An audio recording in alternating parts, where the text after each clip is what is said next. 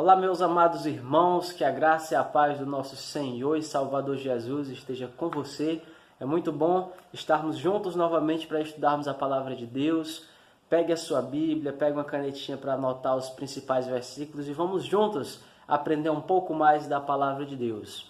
Hoje nós estamos no terceiro estudo sobre essa série de estudos bíblicos, Ouvindo a Voz de Deus. Se você ainda não assistiu nenhum, vá no nosso canal, nós temos uma playlist, ali tem todos os estudos na sequência, você vai poder estudar, compreender melhor. A lição de número 3, como tema, a origem do mal. Nós estudamos na lição passada que Deus ele criou todas as coisas perfeitas, criou todas as coisas com ordem, todas as coisas belas. Então, como que nós podemos explicar a existência do mal? Será que é Deus o responsável pelo mal que há hoje em nosso mundo? Será que foi Deus que criou as pessoas más? Como compreender sobre as tragédias que há no mundo? Assassinatos, terrorismos, pestes. Será que Deus é o responsável por isso? Então nós vamos estudar hoje, na Bíblia Sagrada, quem é o responsável e como se deu a origem do mal. Pega a sua Bíblia. Vamos ler em Apocalipse, capítulo 5, versículo 11. De quantos anjos é composto o exército de Deus?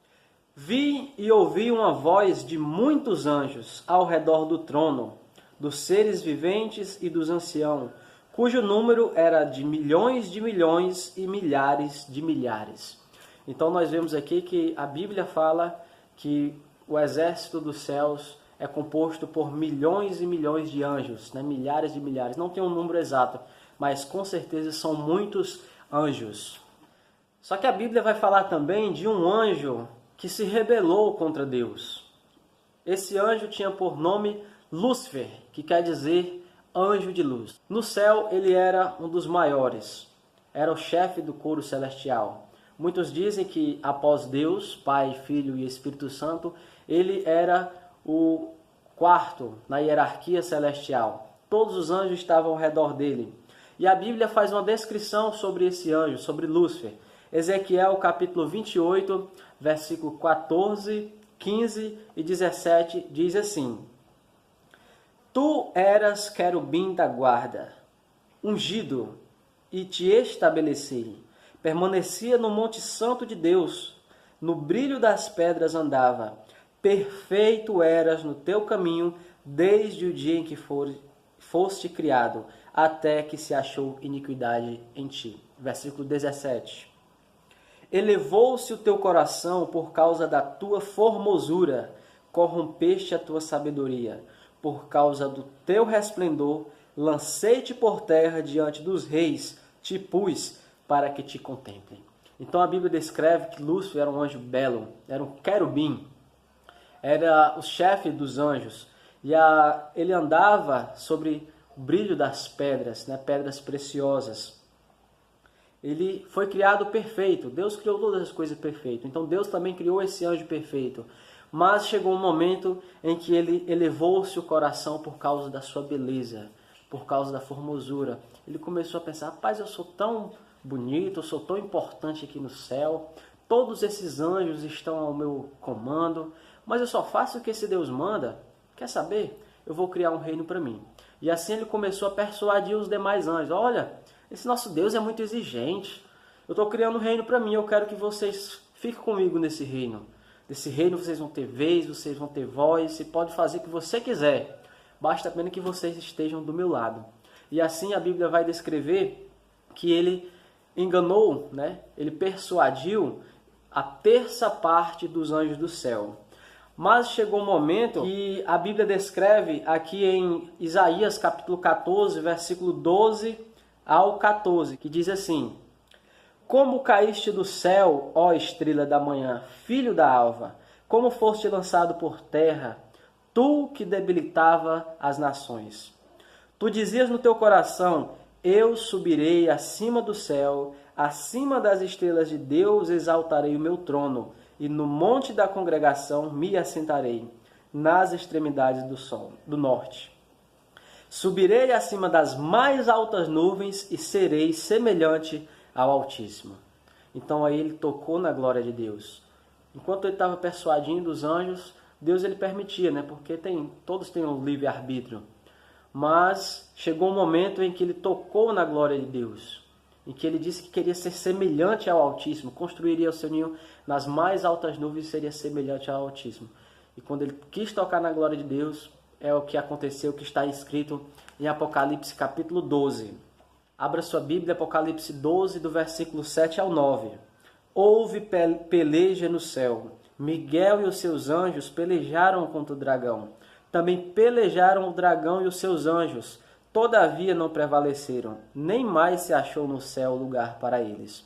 E foi expulso o grande dragão, a antiga serpente que se chama Diabo e Satanás, o sedutor de todo mundo. Sim, foi atirado para a terra, e com ele os seus anjos. Então, quando ele tocou na glória de Deus, Deus ordenou que Miguel, que é um título de Cristo, né, derrubasse Satanás, aqui representado pelo dragão. Então, ali houve peleja no céu, né? Pelejaram o dragão e foi expulso. Ele e os seus anjos, aqueles anjos que ele já tinha persuadido, que ele tinha enganado. E o versículo vai dizer também, sim, foi atirado para a terra e com ele os seus anjos. Então Satanás, ele está aqui na terra. Ele não está no lugar debaixo do chão, cutucando as pessoas que já morreram, as almas das pessoas que já morreram, como muitos acreditam, né? Como é a crença popular. Não, Satanás ele está aqui na terra.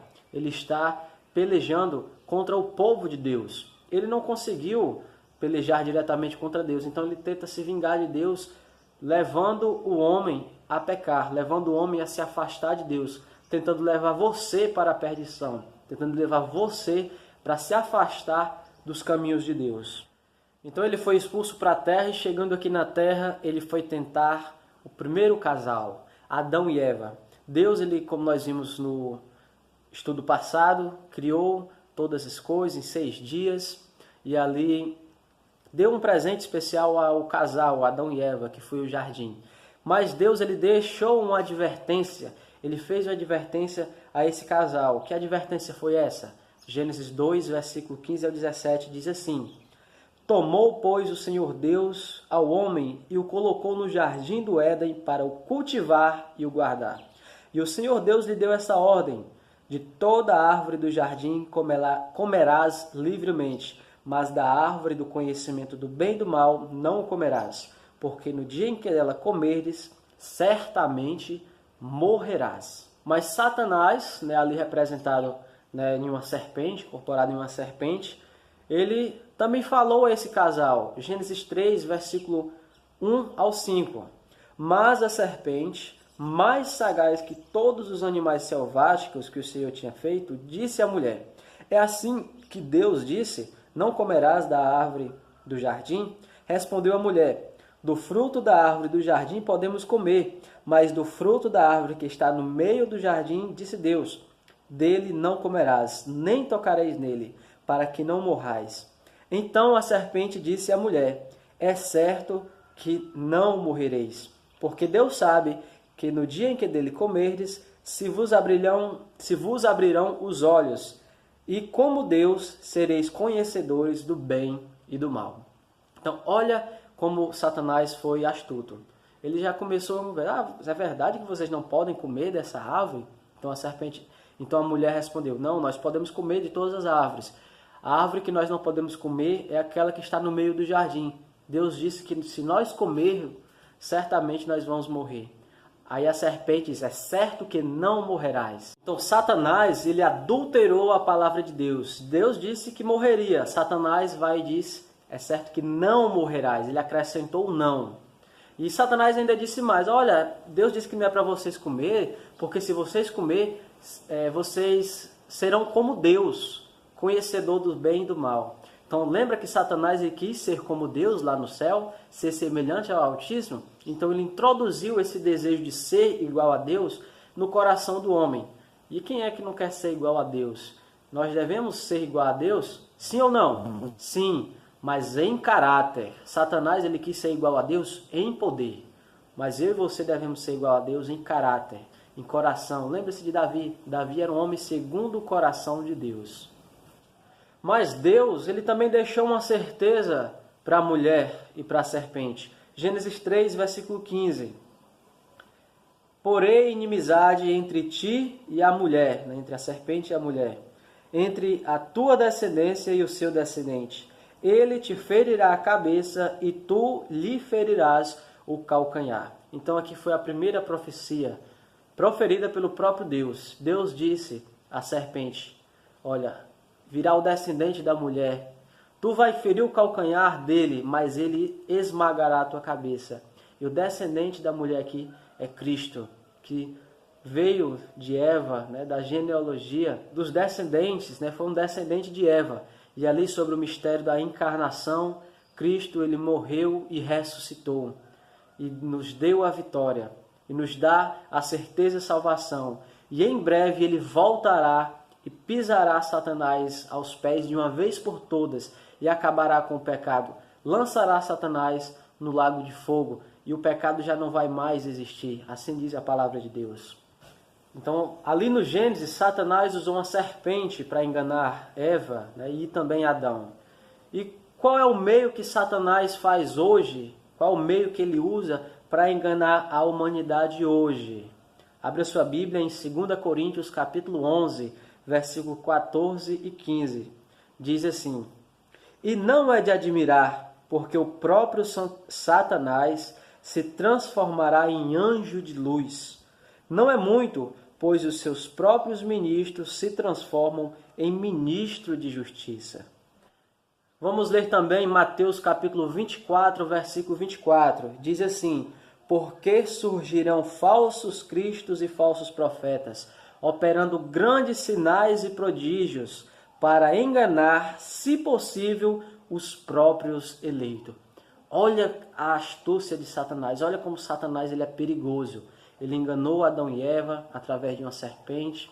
E nos nossos dias, a Bíblia diz que ele se transforma até mesmo em anjo de luz. Os seus ministros transformam-se em ministros de justiça.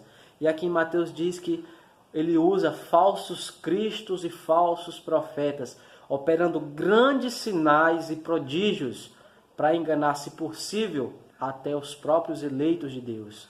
Então, tenha muito cuidado. Nós precisamos estudar muito a Bíblia para não ser enganado por Satanás, para não ser ludibriado por muitos falsos profetas que a Bíblia diz que surgiriam nos últimos dias.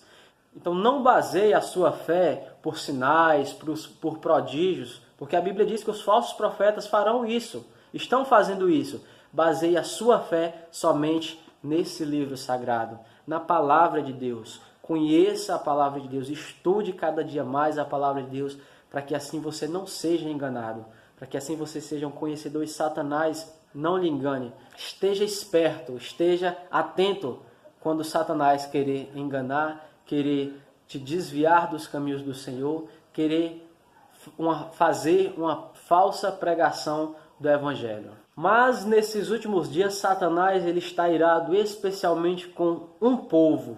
Que povo é esse? Apocalipse capítulo 12, versículo 12 e também o versículo 17. Abra sua Bíblia, marque que é um versículo muito importante. E diz assim, por isso festejai, ó céus, e vós o que neles habitais. Ai da terra e do mar, pois o diabo desceu até vós, cheio de cólera, ou cheio de ira, sabendo que pouco tempo lhe resta. Versículo 17. Irou-se o dragão contra a mulher, que é contra a igreja, e foi pelejar com o restante das suas descendências. Quem são eles? Os que guardam os mandamentos de Deus e têm o testemunho de Jesus. Então esse é o povo que Satanás está irado especialmente nesses últimos dias. Aquele povo que guarda os mandamentos de Deus e tem o testemunho de Jesus. Aqueles que não estão nem aí para Deus, não querem saber de Deus, aquilo já é dele, ele não está nem aí. Mas se você buscar aguardar os mandamentos de Deus, manter a fé em Jesus, ele se ira contra você. Ele vai fazer de tudo o que ele puder para te desviar, para que você se perca, para que você abandone o caminho do Senhor. mas nós podemos vencer a Satanás. Sim, de que maneira? Efésios capítulo 6, versículo 10 ao 18, diz assim: quanto ao mais, sede fortalecido no Senhor e na força do seu poder. Revesti-vos de toda a armadura de Deus, para poderdes ficar firmes contra as ciladas do diabo. Porque a nossa luta não é contra o sangue e a carne, e sim contra os principados e potestades, contra os dominadores deste mundo tenebroso, contra as forças espirituais do mal nas regiões celestes. Portanto, tomai toda a armadura de Deus, para que possais resistir no dia mau, e depois de teres vencido tudo, permanecei inabalável.